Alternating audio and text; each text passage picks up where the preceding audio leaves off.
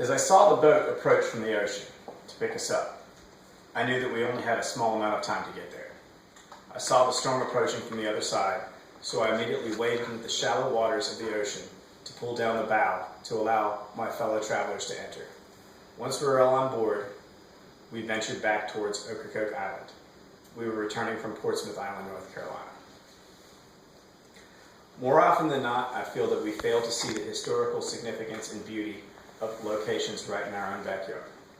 Portsmouth Island is one of those places. It is very difficult to get to, but also impossible to forget. Portsmouth Island has a very interesting history, beginning, its apex, and also eventual downfall.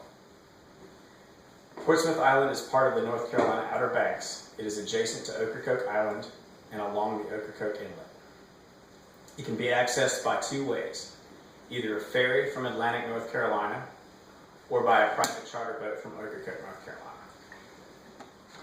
In my speech, I hope to inform you about Portsmouth Island, its history, its historic rise and fall, and also the amazing experience of traveling there yourself.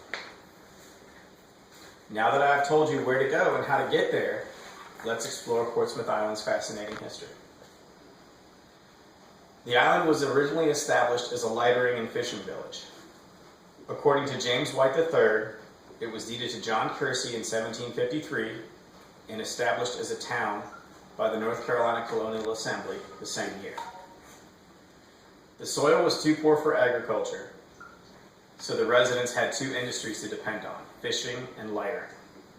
Lightering was the process of taking large ocean-going vessels and transferring their cargo onto smaller ships that could more easily traverse the shallow and treacherous waters of the Core and Pamlico Sounds to reach ports on the mainland.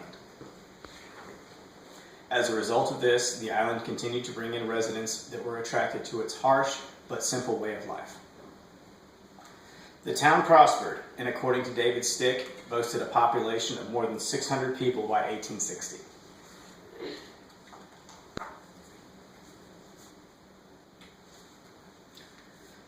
The island was 50 acres. It was divided into 1/3 acre lots. Most of the residents enjoyed small personal gardens and also several units of livestock. In addition to this, there were a few public structures that were built. These included a church, a post office, a general store, and a schoolhouse. Although at this point it seemed that Portsmouth Island may have arrived, several events led to its tragic downfall. The first event was several hurricanes that struck the North Carolina Outer Banks in 1846 and drastically altered the geography. The first thing that these hurricanes did was to partially fill in Ocracoke Inlet, making it harder for larger ships to access. The second thing was it opened up the Oregon and Hatteras Inlets, which were much larger and easily accessible by large ships. The second main event was the Civil War.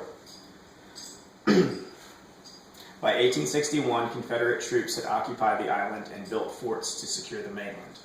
By 1862, the Confederate forces were overrun by Union troops and most of the residents fled to the island in terror. Those that did return after the war had only several options to survive: fishing, hunting, and oystering. By 1971, there were only 3 remaining residents: Marion Gray Babb, Nora Dixon, and their friend Henry Piggott. After Mr. Piggott fell ill and died in 1971, the last 2 remaining residents had no option but to journey to the mainland, where they spent the rest of their days.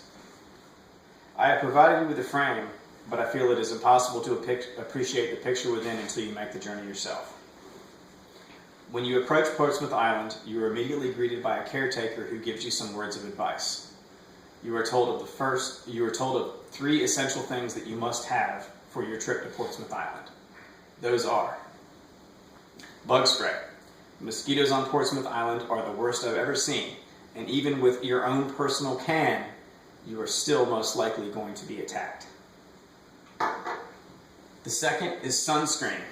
You will be exposed to the elements for upwards of 4 hours, and if you do not bring your own sunscreen, you will regret it the next day. The third thing is water. There is virtually no source of potable water on the island, so if you do not bring your own, you will quickly become dehydrated. After giving these words of advice, you are invited to explore the village and told of the time frame in which you need to travel back to the pickup point.